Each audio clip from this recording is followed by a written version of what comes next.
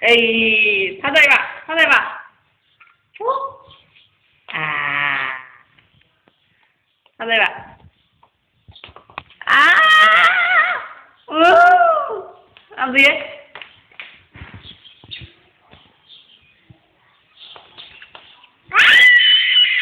Lợn này bị kéo gãy cổ cô rồi. Đây, đây, đây, đây, các bạn kéo vào chỗ này. Đâu nhỉ, đâu nhỉ?